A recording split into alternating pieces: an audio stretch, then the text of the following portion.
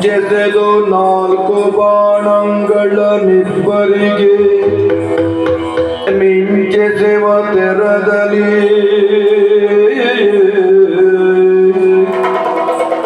ಹಂಚೆಸೆದು ನಾಲ್ಕು ಬಾಣಗಳ ನಿಬ್ಬರಿಗೆ ಮಿಂಚೆಸೆವ ತೆರದಲ್ಲಿ ಪ್ರಯೋಗಿಸಲು ಪುಷ್ಪಶರ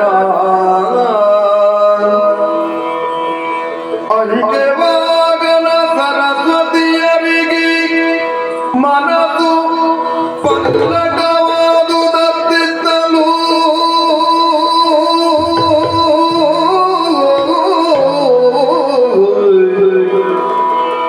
ಅಂಜವಾಗನ ಸರಸ್ವತಿಯರಿಗೆ ಮನದು ಪಲ್ಲಟವಾದುದತ್ತಿದ್ದಲು ಮುಂಚೆ ತಾಳಿರುವ ಕಾಮನ ಹಾಗೆಯೂ ಬಯಲಾಗೆ ಮುಂಚೆ ತಾಳಿರುವ ಕಾಮನ ಹಾಗೆಯೂ ಬಯಲಾಗೆ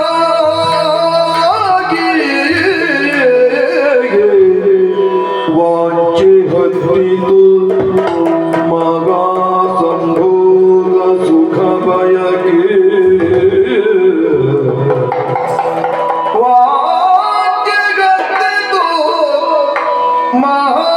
ಮಹಾಸಂಭೋಗ ಸುಖದಯಗಿ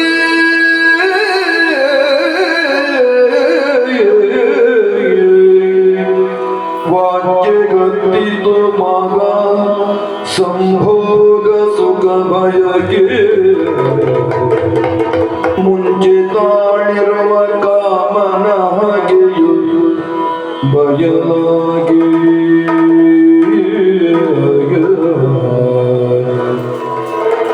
ಕೊಂಚದಗೆ ಕೈಗಳಿಂದಪ್ಪಿ ಮುದ್ದಾಡುತ್ತ ಶಾರದೆಯೊಳಿಂತೆಂದನು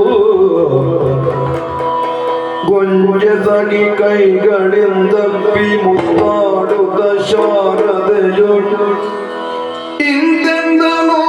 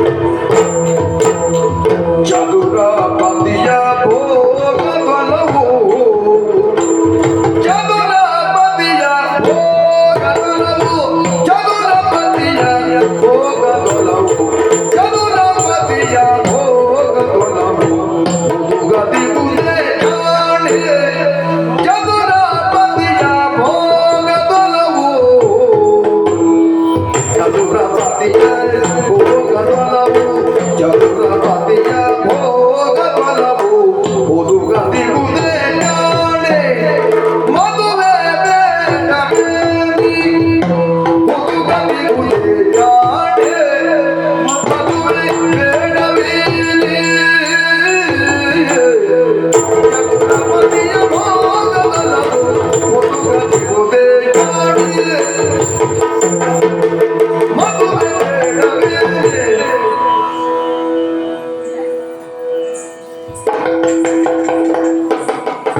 ಶಾರದಾ, ಓ ಶಾರದಾ, ಶಾರದಾ, ಏನಿದು? ಏನೇನು ಏನೇನು ಏನೇನು ಯೋಚಿಸುತ್ತಾ ಇದೆ ನನ್ನ ಮನಸ್ಸು ಶಾರದಾ. ಹೌದು, ವಿಚಿತ್ರವಾಗಿರುವಂತಹ ಬಯಕೆಗಳು, ಆಸೆ ಆಕಾಂಕ್ಷೆಗಳು ನಾನು ಮಾಡುತ್ತಿರುವಂತಹ ಕಾರ್ಯದಲ್ಲಿ ತಪ್ಪುತ್ತಿದ್ದೇನೋ ಎನ್ನುವಂತಹ ಯೋಚನೆ ಕಾಡುವುದಕ್ಕೆ ಪ್ರಾರಂಭ ಆಗಿತ್ತು. ಬ್ರಹ್ಮದೇವರು ಎಲ್ಲಿಯಾದರೂ ತಪ್ಪುದುಂಟಾ? ಆಹಾ, ತಿಳಿದವರು ತಪ್ಪನ್ನು ಮಾಡುವುದಿಲ್ಲ, ತಿಳಿದವರು ಅವಜ್ಞೆಗೊಳಗಾಗುತ್ತಾರೆ. ಇಲ್ಲಿ ಹಾಗಾಯಿತಾ? ಯಾಕೆಂದ್ರೆ ವಿದ್ಯಾದ ದೇವತೆ ಪಟ್ಟಕ್ಕೆ ನಿನ್ನನ್ನು ಕುಳ್ಳಿರಿಸುವುದಕ್ಕೆಂದು ಸಕಲ ಸಿದ್ಧತೆಯನ್ನು ಮಾಡಿದ್ದೇನೆ ಶಾರದಾ. ನಾನು ಇದಕ್ಕಿಂತಲೂ ಪೂರ್ವದಲ್ಲಿ, ನಿನ್ನನ್ನು ಪಟ್ಟಕ್ಕೇರಿಸುವುದಕ್ಕಿಂತಲೂ ಪೂರ್ವದಲ್ಲಿ ಮಾಡಲೇಬೇಕಾಗಿರುವಂತಹ ಯಾವುದೋ ಒಂದು ಕಾರ್ಯ, ಅದನ್ನು ನಾನು ಮಾಡಲೇ ಇಲ್ಲ ಅಲ್ವೇನೆ ಯಾವ ಕಾರ್ಯ? ಶಾರದಾ, ಓ, ನನಗೆ ಅನಿಸುತ್ತಾ ಇದೆ ಏನು? ನೀನು ನನ್ನ ಎದುರಿಗೆ ಬಂದೆ ಶಾರದಾ. ಬಂದು ಹಿಂದೆ ಹೇಳಿದ ಕಾರ್ಯವನ್ನು ನೀನು ನೆರವೇರಿಸಲಿಲ್ಲ ಎನ್ನುವುದಾಗಿ ಸೂಚನೆಯನ್ನು ಕೊಟ್ಟೆ ಅಲ್ವೇ? ಇಷ್ಟೆಲ್ಲ ಕೊಟ್ಟ ನೀನು ಇದೊಂದನ್ನು ಯಾಕೆ ಬಿಟ್ಟೆ ಅಂತ? ಯಾವುದು? ಪ್ರಾಯ ಪ್ರಬುದ್ಧಳಾಗಿದ್ದೀಯ. ಓ ಪದುಮ ನಯನೆ, ಓ ಸುಗುಣ ಸದನೆ, ಇಷ್ಟೆತ್ತರಕ್ಕೆ ಬೆಳೆದ ನೀನು ನನ್ನ ಎದುರಿಗೆ ಬ್ರಹ್ಮದೇವ ನನಗೆ ಮದುವೆ ಆಗಲಿಲ್ಲ, ಆಗಬೇಕಿತ್ತು ಎಂಬ ಬಯಕೆಯನ್ನು ನನ್ನ ಎದುರಿಗೆ ಇಡಲಿಲ್ಲ. ಈಗ ನಾನು ಕುಳಿತಲ್ಲಿಯೇ ಯೋಚಿಸ್ತಾ ಇದ್ದೇನೆ, ವಿದ್ಯಾದಿ ದೇವತೆಯ ಪಟ್ಟಕ್ಕೇರಿಸುವುದಕ್ಕಿಂತಲೂ ಪೂರ್ವದಲ್ಲಿ ನಿನಗೆ ಮದುವೆ ಆಗಬೇಕಿತ್ತು ಶಾರದಾ. ಮದುವೆ? ನಿನಗೆ ನನಗೆ ಮದುವೆ? ಶಾರದಾ, ನನಗನಿಸ್ತಾ ಇದೆ ಮದುವೆ ಬೇಕು ಎನಿಸುತ್ತದೆ ನಿನಗೆ, ನನಗೆ ಬೇಕು ಎನಿಸುತ್ತದೆ ಮದುವೆ ನಿನಗೆ, ನನಗೆ ಬೇಕು ಎನಿಸುತ್ತದೆ ಮದುವೆ ನಿನಗೆ, ಏನ್ ಹೇಳ್ತಾ ಇದ್ದೀರಿ? ನಿನಗೆ ಮದುವೆ ಬೇಕು ಎನಿಸುತ್ತದೆ ನನಗೆ. ಶಾರದಾ, ಓ, ನಿನಗೆ ಮದುವೆ ಬೇಡವೇನೆ? ಯಾಕೆ ಮದುವೆ ಬಯಕೆಯನ್ನು ಈ ಬ್ರಹ್ಮದೇವನ ಮುಂದೆ ಇಡಲಿಲ್ಲ ನೀನು? ಚತುರ ಪತಿಯ ಭೋಗದೊಲವು ತಗದಿಹುದೇ ಜಾಣೆ, ಮದುವೆ ಬೇಡವೇನೆ? ಹೇಳು ಶಾರದಾ. ಲೋಕವಂದ್ಯ ನಿನ್ನ ನುಡಿಗೆ ಶೋಕದಾಂಬೋದಗಾಗ. ಲೋಕವಂದ್ಯ ಲೋಕವಂದ್ಯ ನಿನ್ನ ನುಡಿಗೆ ಶೋಕದಾಂಬೋದಗಾಗ. ಶೋಕದಾಂಬೋದಗಾಗ ಶೋಕದಾಂಬೋದಗಾಗ. ಹೋಗಲಿರುವುದಲ್ಲಿದ್ದು ನಾವು ಹೋಗಲಗುದೇ ವಿರಗ. ಹೋಗಲಿರುವುದಲ್ಲಿದ್ದು ನಾವು ಹೋಗಲಗುದೇ ವಿರಗ.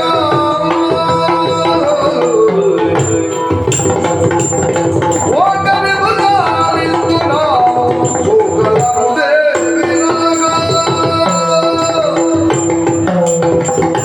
ಶಾರದಾ, ಬ್ರಹ್ಮದೇವರೇ, ಬೇಡವೇನೆ?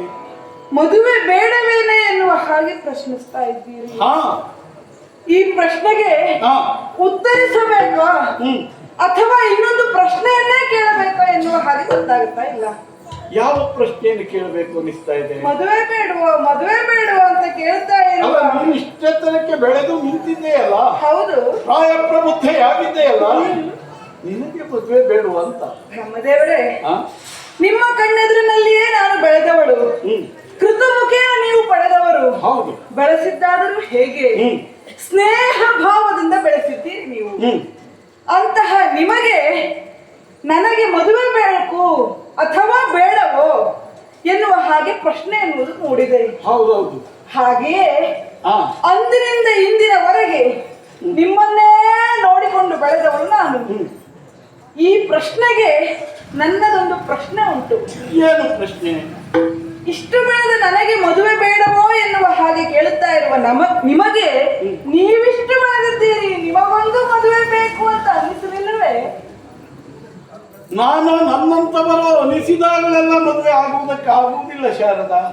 ಅನಿಸಿದಾಗ ಮದುವೆ ಆಗ್ಲಿಕ್ಕೆ ಆಗುವುದಿಲ್ಲ. ಯಾಕೆ ಗೊತ್ತಾ? ಹಾ, ನಮ್ಮಂಥವರಿಗೆಲ್ಲ ಮದುವೆ ಅಂದ್ರೆ ಹೀಗೆ ಆಗಬೇಕು ಎನ್ನುವುದಿರ್ತದೆ. ಲೋಕದಲ್ಲಿ ಕೆಲವರಿದ್ದಾರೆ ಒಟ್ಟರಾಶಿ ಮದುವೆ ಆದ್ರೆ ಆಯ್ತು ಅವರಿಗೆಲ್ಲ. ಇಂಥದ್ದೇ ಬೇಕು, ಹೀಗೆ ಬೇಕು, ಹಾಗೆ ಆಗಬೇಕು ಎನ್ನುವುದಿಲ್ಲ. ಜೀವನದಲ್ಲಿ ಮದುವೆ ಒಂದಾಗ್ಲಿಲ್ಲ ಅದನ್ನು ಆಗ್ಬಿಡೋಣ ಅಂತ ಆಗ್ತಾರೆ. ನಾವು ಹಾಗೆ ಮಾಡ್ಲಿಕ್ಕೆ ಆಗ್ತದ? ಹಾಗೆ ಮಾಡ್ಲಿಕ್ಕೆ ಆಗುವುದಿಲ್ಲ. ಹಾಗಂತ ಮದುವೆ ಆಗದೇ ಉಳಿತೀರಾ? ತ್ರಿಮೂರ್ತಿಗಳಲ್ಲಿ ಹೌದು, ನೀವು ಒಬ್ಬರು. ಹೌದು. ಪರಮೇಶನಿಗೆ ಪಾರ್ವತಿ ಇದ್ದಾಳೆ. ಇನ್ನು ಶ್ರೀಮನ್ನಾರಾಯಣನಿಗೆ ಲಕ್ಷ್ಮಿ ಇದ್ದಾಳೆ.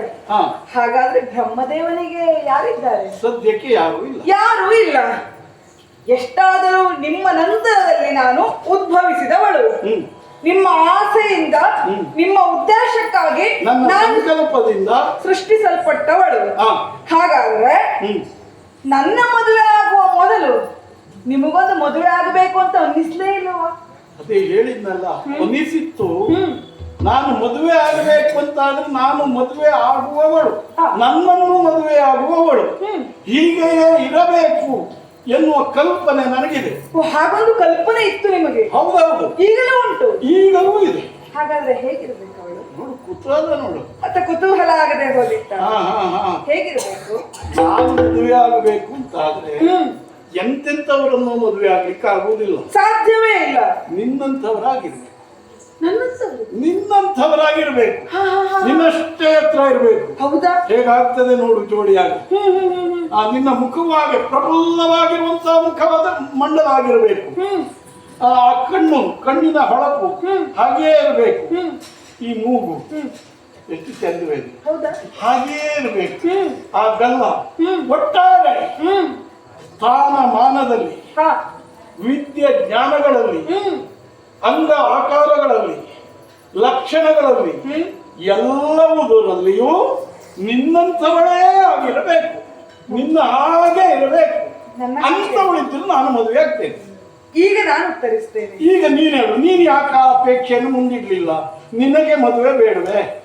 ಬೇಡ ಅಂತಲ್ಲ, ಆದ್ರೆ ನನಗೆ ಸರಿಯಾದ ವರ ಈ ಪ್ರಪಂಚದಲ್ಲಿ ಇರಬೇಕಲ್ಲ. ನೀನು ಎಂತಹ ವರನನ್ನು ಅಪೇಕ್ಷಿಸುತ್ತೀಯ? ನನ್ನ ಜೊತೆಗೆ ನನಗೆ ಸರಿಯಾದಂತಹ ವರನನ್ನ ಸೃಷ್ಟಿ ಆದರೆ ಮದುವೆ ಆಗ್ತಿದ್ನೋ ಏನು? ಅಲ್ಲ, ನೀನು ಹೇಳು, ನನ್ನ ಸೃಷ್ಟಿಯಲ್ಲಿ ಅಂತದ್ದೇನು ಉಂಟು ಅಂತ ನೋಡ್ತೇನೆ ನಾನು. ಬಹುಶಃ ನಿಮ್ಮ ಸೃಷ್ಟಿಯಲ್ಲಿಲ್ಲ. ಅದೆಂತಹ ಸೃಷ್ಟಿ ಆಗಬೇಕು? ಎಂತದ್ದು? ನಿಮ್ಮಂತವರದ್ದೇ ಇನ್ನೊಂದು ಸೃಷ್ಟಿ ಆದ್ರೆ ಅಡ್ಡಿಲ್ಲ. ಹೌದಪ್ಪ. ಅಂದ್ರೆ ನಿಮ್ಮ ಹಾಗೆ ಇರಬೇಕು, ಹೀಗೆ ನಿಮ್ಮ ಹಾಗೆ ಗಡ್ಡ ಇರಬೇಕು. ಹೌದಾ? ಗಡ್ಡ ಮಾತ್ರ ಇದ್ರೆ ಸಾಕು? ಅದು ಬೇಕು.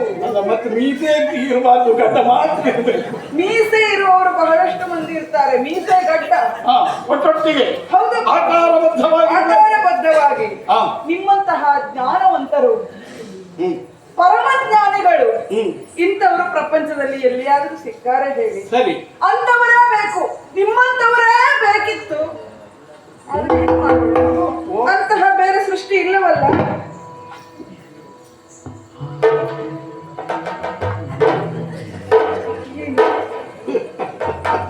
ನನ್ನಂಥವನೇ ಆಗಿರಬೇಕು, ನನ್ನಂತಹ ಕ್ರಿಯಾಶೀಲ ವ್ಯಕ್ತಿಯಾಗಿರಬೇಕು, ಜ್ಞಾನಿಯಾಗಿರಬೇಕು, ಸ್ಥಾನಮಾನದಲ್ಲಿ ನನ್ನಷ್ಟು ಎತ್ತರಕ್ಕೆ ಏರಿದವನಾಗಿರ್ಬೇಕು, ಅಂಗಾಕಾರಗಳಲ್ಲಿ ನನ್ನ ಹಾಗೆ ಇರಬೇಕು. ಶಾರದಾ, ನನ್ನ ಸೃಷ್ಟಿಯಲ್ಲಿ ನನ್ನಂಥವ ಇನ್ನೊಬ್ಬ ಇಲ್ಲ. ನಿಮ್ಮ ಸೃಷ್ಟಿಯಲ್ಲಿ ನಿನ್ನಂಥವಳು ಇನ್ನೊಬ್ಬಳಿಲ್ಲ. ಹಾಗಾಗಿ ಈಗ ನಾನು ಯೋಚಿಸ್ತಾ ಇದ್ದೇನೆ, ಏನು ನೀನು ಜ್ಞಾನಿ ಅಂತ ಹೇಳಿದ ಅದಕ್ಕಾಗಿ ಅಲ್ಲಿ ಪಾರ್ವತಿ ಪರಮೇಶ್ವರ, ಇಲ್ಲಿ ಲಕ್ಷ್ಮೀನಾರಾಯಣ, ಬ್ರಹ್ಮದೇವ ಮತ್ತು ಅಪ್ಪ ಇದ್ದಾರಲ್ಲ ಅಂತ ಸೂಚಿಸಿದೆಯಲ್ಲ. ಹೌದು ಶಾರದಾ, ಪಾಲನಾಕರ್ತನಾಗಿರುವಂತಹ ಆ ಶ್ರೀಮನ್ನಾರಾಯಣನಿಗೆ ಲಕ್ಷ್ಮೀ ಸತಿ, ಶ್ರೀಮನ್ನಾರಾಯಣ ಲಕ್ಷ್ಮೀ ಪತಿ. ಪಾಲನಾಕರ್ತೃವಾಗಿರುವಂತಹ ನಾರಾಯಣನಿಗೆ ಲಕ್ಷ್ಮಿ. ಲಕ್ಷ್ಮಿ ಯಾರು? ಸಂಪತ್ತಿನ ಅಧಿದೇವತೆ. ನಾರಾಯಣ ಪಾಲನಾಕರ್ತೃ. ಪಾಲನೆಗೆ ಬೇಕಾಗಿರುವಂತಹದ್ದು ಸಂಪತ್ತು. ಸಂಪತ್ತಿನ ಅಧಿದೇವತೆಯನ್ನು ಆತ ಪಡೆದಿದ್ದಾನೆ, ಹೊಂದಿದ್ದಾನೆ. ಇರುವರು ಒಂದಾದರು. ಇನ್ನು ಪರಮೇಶ್ವರ ಯಾರು? ಲಯಕಾರಿ. ಲಯಕ್ಕೆ ಬೇಕಾಗಿರುವಂತಹದ್ದು ಏನು? ಶಕ್ತಿ. ಪರಮೇಶ್ವರನನ್ನು ಹೊಂದಿರುವಂತಹ ಪಾರ್ವತಿ, ಶಿವನನ್ನು ಹೊಂದಿದ ಶಿವೆ. ಅವಳು ಯಾರು? ಶಕ್ತಿಯ ಅನುಷ್ಠಾನ ದೇವತೆ, ಶಕ್ತಿ ದೇವತೆ ಶಿವೆ. ಶಕ್ತಿ ದೇವತೆ ಶಕ್ತಿಯ ಅಗತ್ಯ ಇರುವ ಲಯಕಾರಿಯನ್ನು ಸೇರಿದಳು. ಹಾಗಾದ್ರೆ ಈ ಬ್ರಹ್ಮ ಯಾರು? ಸೃಷ್ಟಿಕರ್ತ ಬ್ರಹ್ಮ. ಸೃಷ್ಟಿಗೆ ಬೇಕಾಗಿರುವಂತಹ, ಸೃಷ್ಟಿ ಎಂಬ ಕ್ರಿಯೆಗೆ ಬೇಕಾಗಿರುವಂತಹದ್ದು ಜ್ಞಾನ. ಆ ಜ್ಞಾನದ ಮೂರ್ತಿಯಲ್ಲಿದೆ, ಇಲ್ಲಿ ಸಾಕಾರಗೊಂಡಿದೆ. ಶಾರದಾ, ನನ್ನಂಥವ ಪ್ರಪಂಚದಲ್ಲಿ ಮತ್ತೊಬ್ಬನಿಲ್ಲ, ನಿನ್ನಂಥವಳು ಇನ್ನೊಬ್ಬಳಿಲ್ಲ. ಆದ್ದರಿಂದ ನಿನಗೆ ನೀನೆ, ನನಗೆ ನಾನೇ ಸಾಟಿ. ನಿನಗೆ ನೀನೇ ಸಾಟಿ, ನಿನಗೆ ನೀನೆ, ನನಗೆ ನಾನೇ, ನನಗೆ ನಾನೇ, ನಿನಗೆ ನೀನೆ, ನಿನಗೆ ನಾನೇ, ನನಗೆ ನೀನೆ. ಆದರೇನೆ. ಹಾಗಾಗಿ ನಾನು ನೀನು ಒಂದಾಗೋಣ.